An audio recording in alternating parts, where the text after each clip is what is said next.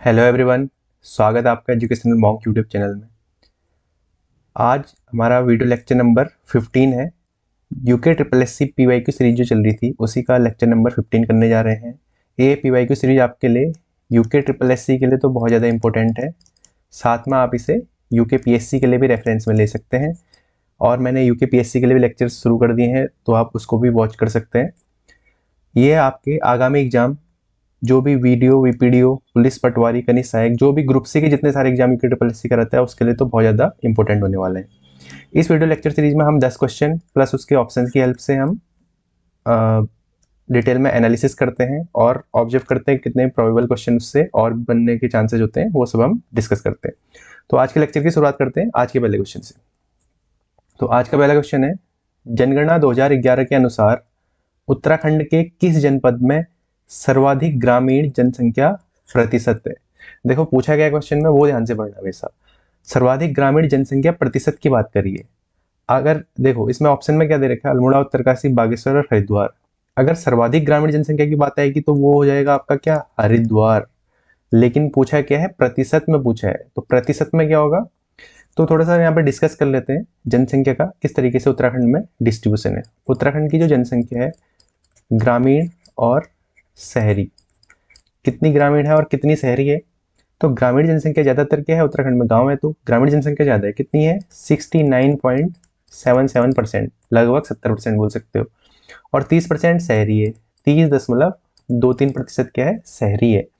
और ग्रामीण में भी अगर प्रतिशत देखा जाए तो सबसे ज़्यादा ग्रामीण में अगर सबसे ज़्यादा देखा जाए तो कहाँ का है, बागेश्वर का। इन परसेंटेज टर्म्स यानी प्रतिशत में बागेश्वर में लगभग 96% लोग ग्रामीण है। और सबसे कम प्रतिशत ग्रामीण का, सबसे कम अगर परसेंटेज की बात करें, प्रतिशत ध्यान देना, परसेंटेज की बात कर रहा हूँ, सबसे कम प्रतिशत है देहरादून में लगभग 45% के आसपास जो है ग्रामीण है। और ये हमारी होगी ग्रामीण जनसंख्या का बाइफर्केशन। तो सबसे ज्यादा ग्रामीण प्रतिशत कहाँ है आपका, बागेश्वर में प्रतिशत पूछा है। और सबसे ज्यादा ग्रामीण जनसंख्या बोला जाए तो सर्वाधिक ग्रामीण जनसंख्या देखा जाए तो सर्वाधिक ग्रामीण जनसंख्या कहाँ है, सबसे ज्यादा ग्रामीण जनसंख्या आपकी हरिद्वार में। फिर उसके बाद आती है आपकी उधम सिंह नगर में। और सबसे कम ग्रामीण जनसंख्या की बात करिए तो सबसे कम ग्रामीण जनसंख्या आपकी चंपावत में।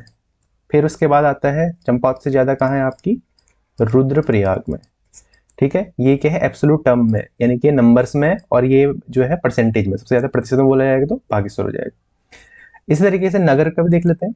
सर्वाधिक नगर में भी सर्वाधिक जनसंख्या और सबसे कम। सर्वाधिक नगरीय जनसंख्या में आपका कौन सा जाता है, देहरादून। सबसे ज्यादा नगरीय जनसंख्या क्या है, देहरादून है। फिर देहरादून के बाद आती है आपकी हरिद्वार में।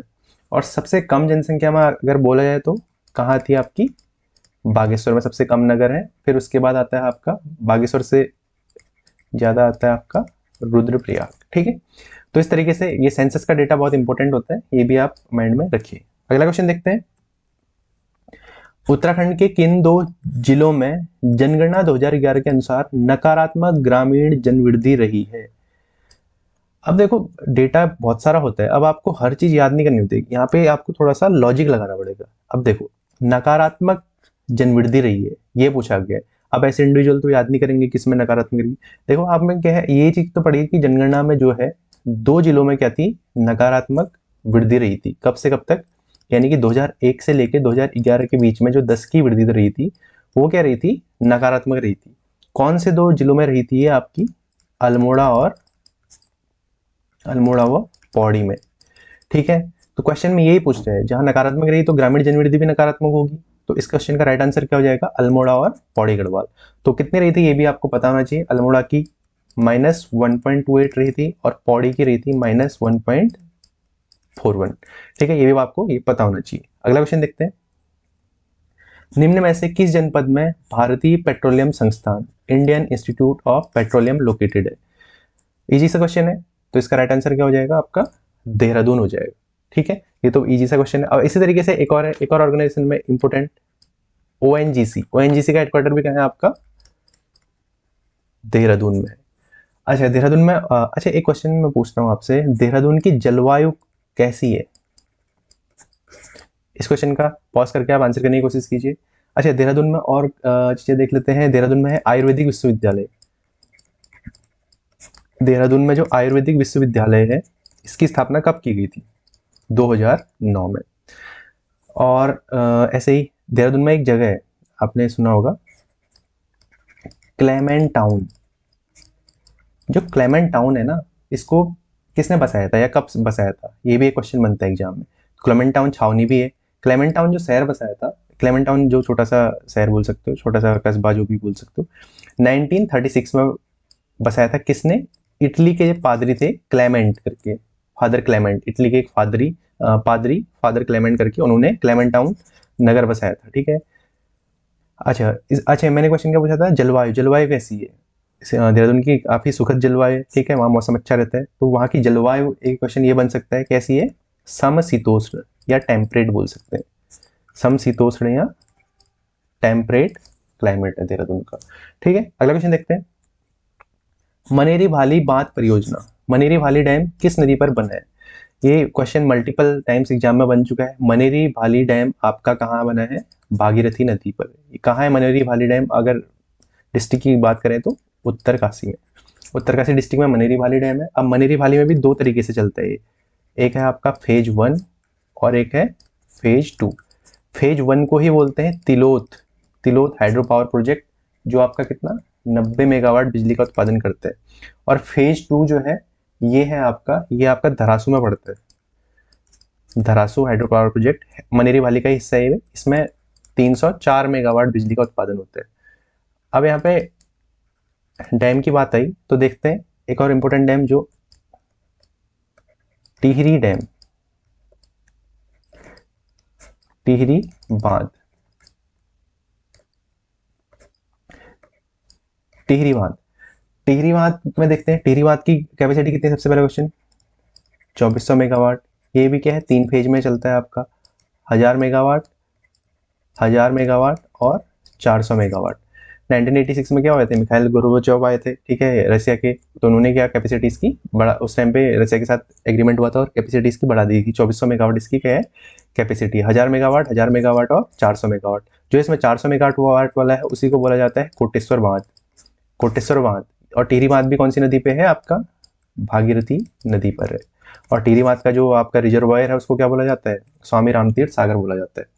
अच्छा एक क्वेश्चन आप बताना आप, एक है विक्टोरिया बांध, ये कहाँ है? विक्टोरिया बांध सुना है आपने? तो पॉज करके आंसर करने की कोशिश कीजिए। विक्टोरिया बांध, इसी का दूसरा नाम है भीमताल बांध।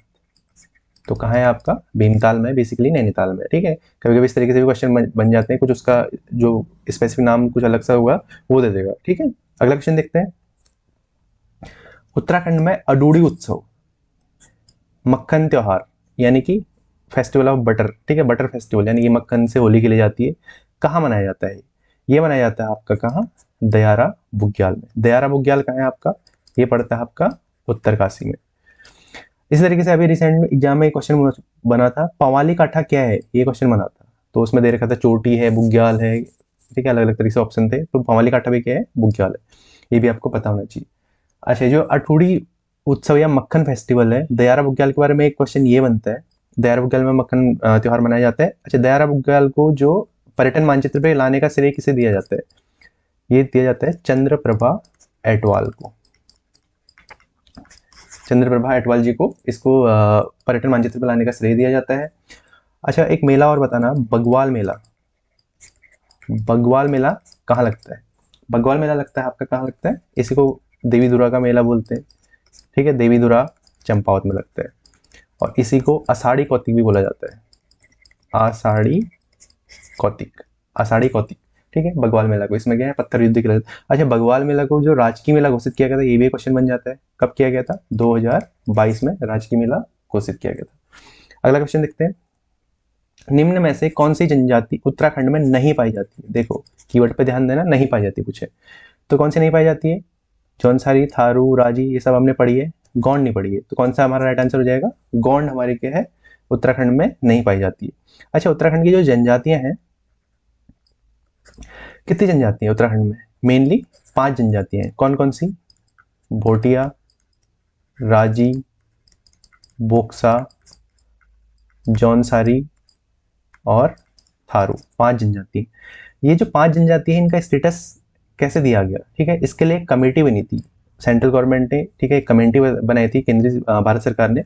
कौन सी कमेटी बनाई थी? लोकुर समिति। ये भी इंपॉर्टेंट क्वेश्चन है। लोकुर समिति किससे संबंधित है?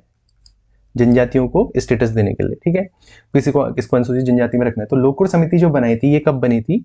1967 में। तो उसके तहत उत्तराखंड की 5 जनजातियों को अनुसूचित जनजाति का स्टेटस दिया गया था। इन 5 जनजातियों में से 2 को आदिम जनजाति बोला जाता है। आदिम जनजाति। आदिम जनजाति का स्टेटस इन्हें कब मिला गया था? 2 जनजातियां कौन कौन सी हैं? एक है आपकी बोक्सा, एक है राजी। इनको आदिम जनजाति का स्टेटस दिया गया था। कब कब दिया गया था? ये भी इंपॉर्टेंट क्वेश्चन बन जाता है। राजी को दिया था 1975 में। फिर इसी के 5 साल बाद 1981 में किसको? बोक्सा को भी आदिम जनजाति का स्टेटस दिया है। ठीक है, अगला क्वेश्चन देखते हैं। धौलीगंगा, नंदाकिनी, मंदाकिनी किस नदी की सहायक नदी है? धौलीगंगा, नंदाकिनी, मंदाकिनी इंपॉर्टेंट क्वेश्चन है। नदियों से क्वेश्चन बनते हैं बार बार, तो इसको समझने के लिए हम देखते हैं मैप। ये है अलकनंदा रिवर का मैप। ठीक है, तो अलकनंदा कहाँ से निकलती है? सतोपन ग्लेशियर से निकलती है यहाँ अलकनंदा नदी। ठीक है, तो सबसे पहले आके धौलीगंगा, धौलीगंगा से मिलती है कहाँ पे? विष्णुप्रयाग में। फिर थोड़ा आगे बढ़ती है, आगे बढ़ के नंदाकिनी मिलती है। नंदाकिनी दिखी है आपको? ये नंदाकिनी मिलती है कहाँ पे? नंदप्रयाग में, अलकनंदा में मिल रही है। फिर पिंड नदी आके मिलती है कहाँ पे? कर्णप्रयाग में। पिंड नदी आके मिलेगी कर्णप्रयाग में। और मंदाकिनी, मंदाकिनी रिवर आके मिलती है कहाँ पे? रुद्रप्रयाग में। फिर इसी तरीके से अलकनंदा जब आगे बढ़ती है फिर आपका देवप्रयाग में ये किससे? भागीरथी से मिल जाती है और यहाँ से आगे फिर गंगा नाम से आगे बढ़ती है। ठीक है, ये इंपॉर्टेंट चीज है। मंदाकिनी, नंदाकिनी और धौलीगंगा तीनों किससे मिलती है? अलकनंदा में मिलती है। और भागीरथी कहाँ से आती है? गोमुख से निकलती है। गोमुख से निकलती है भागीरथी की सहायक नदी असी गंगा हो गई, बेलगंगा हो गई, चीर गंगा हो गई। ठीक है, अलग अलग बहुत सारी नदियां हैं। ठीक है, ये मिलके फिर यहाँ पे देवप्रयाग में जाके क्या होता है? अलकनंदा और भागीरथी मिलके क्या? गंगा नदी बनाती है। तो इस क्वेश्चन का राइट आंसर क्या हो जाएगा? अलकनंदा नदी। अगला क्वेश्चन देखते हैं। भौगोलिक क्षेत्रफल के आधार पर उत्तराखंड का सबसे छोटा, तीसरा सबसे छोटा, देखो ध्यान देना वर्ड पे, तीसरा सबसे छोटा जनपद कौन सा है? देखो सबसे छोटा जनपद तो आपको पता है। ठीक है, और पहला ऑप्शन ही क्या दे रखा है? चंपावत दे रखा है। तो पूछा क्या है? तीसरा सबसे छोटा जनपद कौन सा है? तो ये सीक्वेंस आपको पता होना चाहिए। सबसे छोटा कौन सा है? चंपावत है। फिर चंपावत से थोड़ा बड़ा कौन सा है? रुद्रप्रयाग है। फिर रुद्रप्रयाग से थोड़ा सा बड़ा कौन सा है? बागेश्वर है। तो तीसरा सबसे छोटा यानी कि सबसे छोटा पहला नंबर का, दूसरा नंबर का, तीसरा नंबर का कौन सा हो जाएगा? बागेश्वर हमारा राइट आंसर हो जाएगा। और सबसे बड़े की बात करें तो सबसे बड़ा कौन सा है? चमोली। फिर आता है आपका उत्तरकाशी, फिर आता है आपका पिथौरागढ़। ये भी पता होना चाहिए। ठीक है, इस तरीके। और चमोली का कितना है एरिया भी पता होना चाहिए, 8030, उत्तरकाशी का 8016 और पिथौरागढ़ का फिर 7000 की रेंज में आता है। फिर आता है पौड़ी आता है आपका 7090। ठीक है, पिथौरागढ़ का इस तरीके से। अगला क्वेश्चन देखते हैं। निम्न में से कौन सा जनपद उत्तर प्रदेश के साथ सीमा साझा नहीं करता है? देखो कीवर्ड पे ध्यान देना है, नहीं करता है पूछा गया। ठीक है, तो कौन सा नहीं करता है? तो अब आपको मैप दिमाग में रिकॉल होना चाहिए, तो मैं रिकॉल कराने के लिए मैंने मैप लगा रखा है आपका। ठीक है, तो ये है आपका उत्तर प्रदेश। उत्तर प्रदेश से कौन कौन से सीमा साझा कर रहे हैं? देखो ये आपका देहरादून, ये हरिद्वार, ये आपका पौड़ी गढ़वाल, ये आपका एक छोटा सा क्या है? नैनीताल। ठीक है, नैनीताल भी कर रहे हैं यहाँ पे। और यहाँ आपका आ जाएगा ये उधम सिंह नगर। तो कौन कौन से करते हैं? देहरादून, हरिद्वार, पौड़ी गढ़वाल, नैनीताल और उधम सिंह नगर। ये हैं आपके 5 जो उत्तर प्रदेश से सीमा साझा करते हैं। तो इस क्वेश्चन का अगर राइट आंसर देखें तो क्या हो जाएगा? कौन सा शहर नहीं करता है? टिहरी गढ़वाल नहीं करता है। ठीक है, अच्छा और भी कुछ चीजें देख लेते हैं। अच्छा, दो राज्यों से उत्तराखंड का कौन सा जनपद है जो 2 राज्यों से सीमा शेयर करता है? हिमाचल प्रदेश और उत्तर प्रदेश। ये कौन है आपका? ये आपका देहरादून। देहरादून क्या करता है? हिमाचल से भी करता है और उत्तर प्रदेश से भी करता है। इसी तरीके से चाइना बॉर्डर पे, चाइना बॉर्डर पे कौन से हैं आपका? उत्तरकाशी, चमोली और पिथौरागढ़। ये उत्तरकाशी हो गया, ये ऊपर चीन तिब्बत। ठीक है, उत्तरकाशी, चमोली और पिथौरागढ़ ये क्या है? चीन से साझा करते हैं। और नेपाल से साझा करने वाले कौन है? पिथौरागढ़ हो गया, नीचे आए चंपावत हो गया और उधम सिंह नगर हो गया। ये क्या है? इंटरनेशनल बॉर्डर नेपाल से और चाइना से। और 2 इंटरनेशनल बॉर्डर साझा करने वाला कौन सा है? पिथौरागढ़। पिथौरागढ़ देखो चाइना से भी कर रहे हैं यहाँ और इधर नेपाल से भी कर रहे हैं। ठीक है, अगला क्वेश्चन देखते हैं। निम्न में से कौन सा एक युग्म सही सुमेलित नहीं है? देखो कीवर्ड पे हमेशा ध्यान देना है, नहीं है पूछा गया। देखो पहला क्या है, गोविंद राष्ट्रीय उद्यान उत्तरकाशी में, बिल्कुल सही है। अस्कोट वन्यजीव अभयारण्य कस्तूरी मृग के लिए फेमस है, पिथौरागढ़ में, बिल्कुल सही है। सोना नदी वन्यजीव अभयारण्य ये अल्मोड़ा में न होकर ये कहा आपका पौड़ी में, तो हमारा कौन सा सही नहीं है ये पूछा था, सोना नदी। फूलों की घाटी चमोली में, ये भी सही होगा, ठीक है। अच्छा अब इसी के साथ राष्ट्रीय उद्यान की बात है, तो राष्ट्रीय उद्यान के बारे में थोड़ा सा डिस्कस कर लेते हैं। तो टोटल कितने राष्ट्रीय उद्यान है उत्तराखंड में? 6 राष्ट्रीय उद्यान है। अब इनको कब कब दर्जा दिया था और इनका एरिया और कौन से जनपद में पड़ता है ये भी इंपॉर्टेंट है। तो सबसे पहले देखते हैं कार्बेट, जिसका हैली नेशनल पार्क था पहले इसका नाम। 1936 में इसकी स्थापना हुई, ठीक है। और इसका क्षेत्रफल कितना है? 520.82 स्क्वायर किलोमीटर में, ठीक है। और ये कहाँ पड़ता है? पौड़ी और नैनीताल में पड़ता है। दूसरा नंदा देवी राष्ट्रीय उद्यान, इसको स्टेटस कब दिया था? 1982 में इसको राष्ट्रीय उद्यान बनाया था। इसका एरिया कितना है? 624। ये कहाँ पड़ता है आपका? चमोली में। तीसरा है फूलों की घाटी राष्ट्रीय उद्यान, 1982 में ही। नंदा देवी और फूलों की घाटी को दोनों को एक साथ मतलब एक ही साल में दिया था, 1982 में। फूलों की घाटी कितना है? सबसे छोटा है ये, 87.50 स्क्वायर किलोमीटर। ये भी कहाँ पड़ता है आपका? दोनों चमोली में पड़ते हैं, नंदा देवी और फूलों की घाटी। ऐसे राजा जी को 1983 में, अगले साल 820.42 स्क्वायर किलोमीटर इसका एरिया है। और ये पड़ता है 3 डिस्ट्रिक्ट में, देहरादून, पौड़ी और हरिद्वार। 3 डिस्ट्रिक्ट में सिर्फ राजा जी पड़ता है, ठीक है। फिर अगला है गंगोत्री, राज्य का सबसे बड़ा, 2390 वर्ग किलोमीटर इसका एरिया है। और 1989 में इसको राष्ट्रीय उद्यान का दर्जा दिया था, इसको गंगोत्री राष्ट्रीय उद्यान को। ये कहाँ पड़ता है आपका? उत्तरकाशी में। ऐसे गोविंद राष्ट्रीय उद्यान सबसे लेटेस्ट, 1991 में इसको राष्ट्रीय उद्यान का दर्जा दिया गया था और 432 का वर्ग किलोमीटर है। और ये कहाँ पड़ता है आपका? उत्तरकाशी में पड़ता है, ठीक है।